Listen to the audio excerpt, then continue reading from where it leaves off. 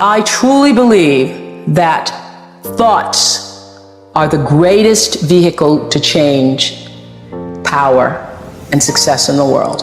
Everything begins with thoughts. I mean, the chairs that we're sitting in, the room that we're in, all started because somebody thought it. My life is fueled by my being, and the being fuels the doing. So I come from a centered place. I come from a focused place. I come from compassion. It's just my nature. I come from a willingness to understand and to be understood. And I come from wanting to connect. I mean, the secret of that show for 25 years is that people could see themselves in me. All over the world, they could see themselves in me. And even as I became more and more financially successful, which was a big surprise to me, but what I realized is through the whole process, because I'm grounded in my own self, that although I could have more shoes, my feet stayed on the ground, although I was wearing better shoes. These are kind of cute today too. So I could keep my feet on the ground even though I could get more shoes.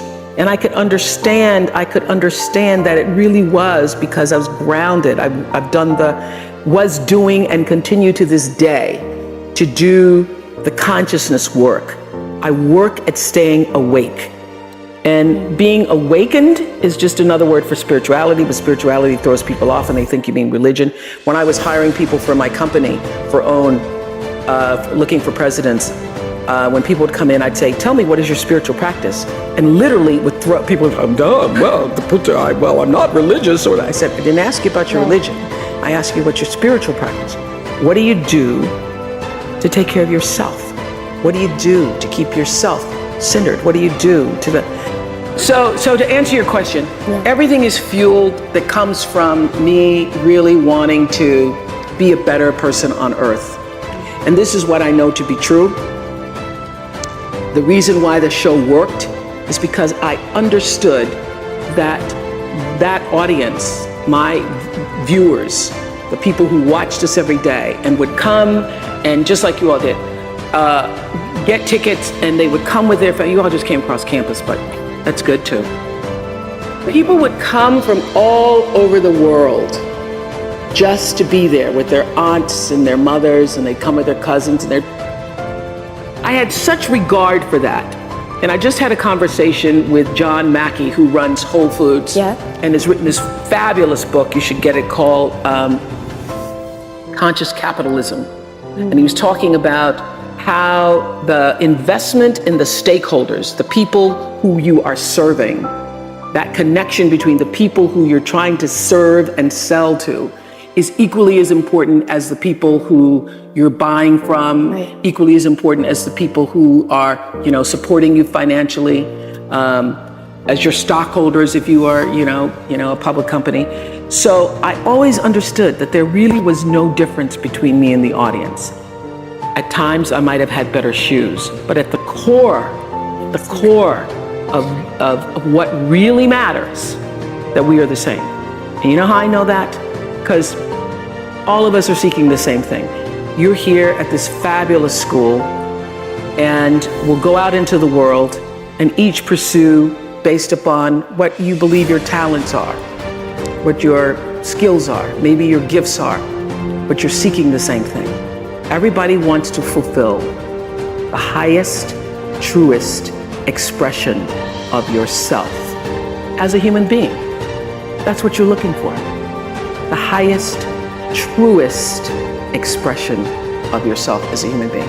And because I understand that if you're working in a bakery and that's where you want to be, and that may be what you've always wanted to do, is to bake pies for people or bake cakes for people or to offer your gift, then that's for you. And there's no difference between you and me, except that's your platform. That's your show every day.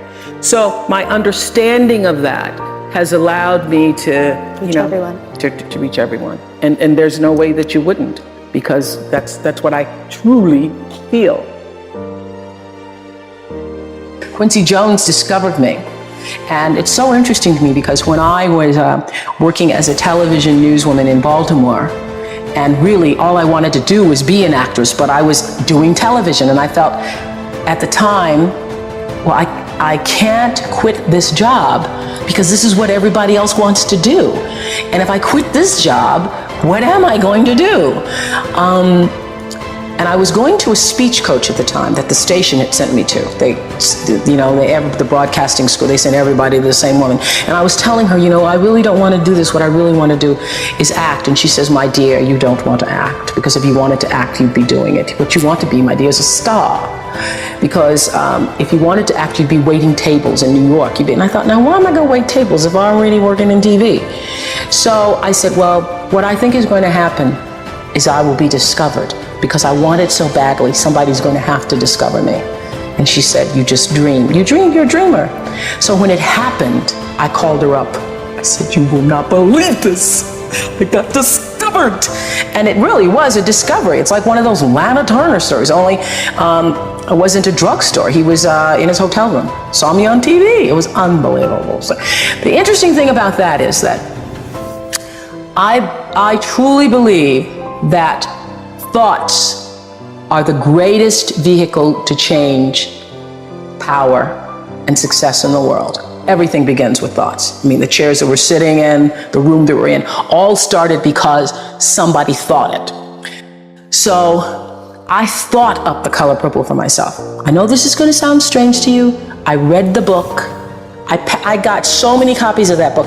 I passed the book around to everybody I knew. If I was on the bus, I'd pass it out to people. And when I heard that there was going to be a movie, I started talking it up for myself. I didn't know Quincy Jones or Steven Spielberg or how on earth I would get in this movie. I'd never acted in my life, but I felt it so intensely that I had to be a part of that movie. I really do believe I created it for myself. I wanted it more than anything in the world and would have done anything to do it. Create the highest, grandest vision possible for your life, because you become what you believe. When I was a little girl, Mississippi, growing up on the farm, only buckwheat as a role model, watching my grandmother boil clothes in a big iron pot through the screen door because we didn't have a washing machine and made everything we had. I watched her and realized somehow inside myself, in the spirit of myself, that although this was segregated Mississippi and I was colored and female, that my life could be bigger, greater than what I saw. I remember being 4 or 5 years old. I certainly couldn't articulate it, but it was a feeling, and a feeling that I allowed myself to follow. I allowed myself to follow because if you were to ask me what is the secret to my success, it is because I understand that there is a power greater than myself.